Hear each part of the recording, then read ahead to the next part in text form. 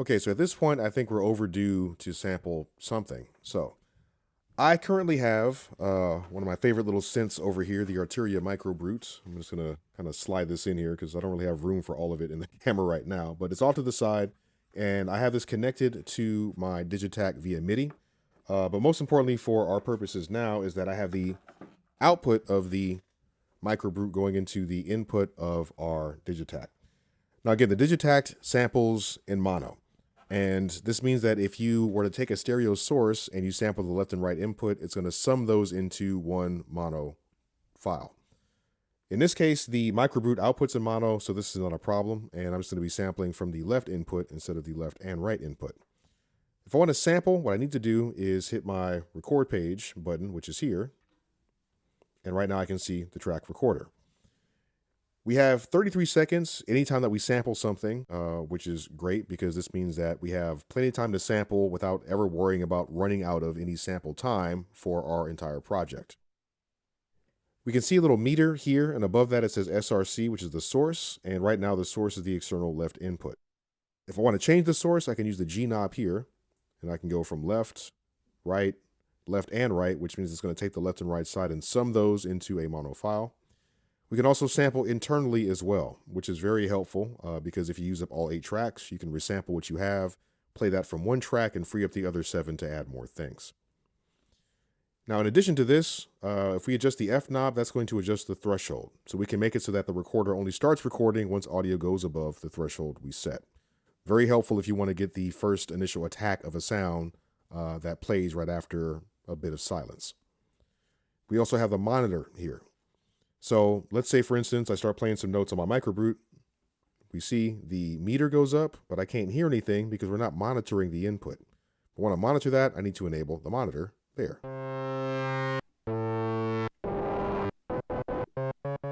So there's my crazy little Micro Brute.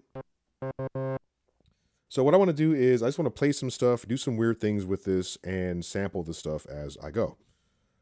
When I'm ready to sample, all I have to do is press yes. And if I press yes with the threshold above 0, it's going to arm it and wait until the audio goes above the threshold that I set.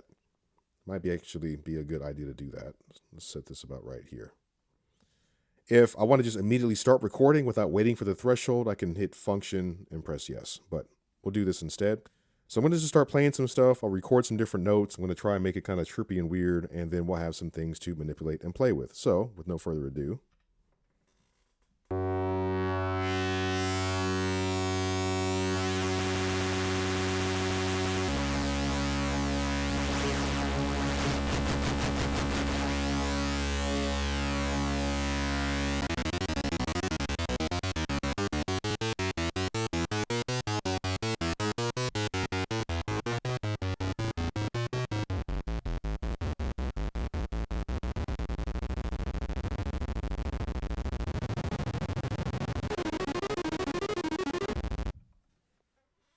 All right, so recorded a bunch of weirdness, and I should be able to get something useful out of that. But now we can see this is what I've captured.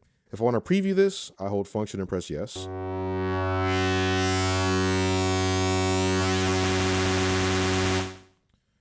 And before I choose to save it, I could trim the start point or trim the end point. This is actually quite intuitive. If we use the A knob, I can trim the start, and as I move that, you see a zoomed in portion right there. If I want to zoom in or out further, I can adjust the B knob, and then we can see that being zoomed in and out. Same thing with the end point. If I want to adjust the end point, I can use the C knob, and if I want to zoom in or out, I can adjust that using the D knob. Now in this case, I'm actually fine with where it starts and ends at. So I can just hit yes to save this. And now my file name, let's go ahead and call this Brute. That should make it easy to remember. So I hit yes to save it.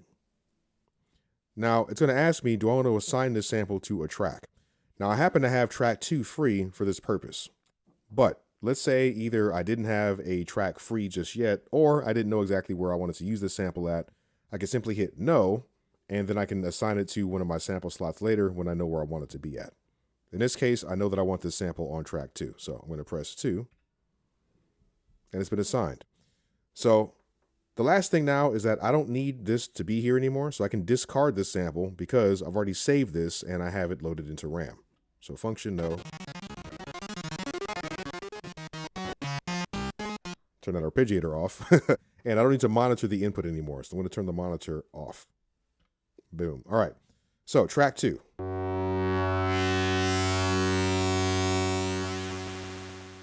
That's what I recorded. Now, a few things I want to adjust before I move forward. Let's go to the amp page and the volume envelope. We can see with this lovely little graphic up top, we have attack, hold, and decay time. When I play this note and I let go, we can hear that the volume gradually decays. I'd rather make it so that this note only plays for the duration of me holding the pad down. If that's the case, what I can do is adjust the decay time, which is controlled by this third knob.